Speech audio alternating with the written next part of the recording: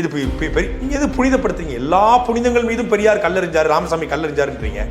எல்லா புனிதங்கள் மீதும் ராமசாமி கல்லறிந்தார் என்றால் ராமசாமிங்கிற புனிதத்தின் மீதும் கல்லறியக்கூடாதா? ஏன்னா அவர் என்ன எனக்கு புரியலையே. நீங்கள் கடவுளே விமர்சனத்துக்கு உட்பட்டவர் தானே. கடவுளையே ஒருத்தர் ராமசாமி விமர்சனம் பண்ணியிருக்காருல்ல.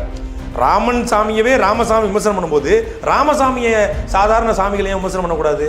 அவர் என்ன அவ்வளோ பெரிய புனிதமாக கட்டமைக்கப்பட்ட பிம்பமா? இப்போ விமர்சனமே பண்ணாதீங்க. கருணாநிதி பாதை மோசமான பாதைன்னு எப்படி சொல்லலாம்? சொல்லக்கூடாதுன்னு இருக்கா? அதே புத்தக கண்காட்சியில் போய் உதயநிதி ஸ்டாலின் வந்து மோடி விமர்சனம் பண்ணார். அதை ஒன்றும் கேட்க மாட்டேன்.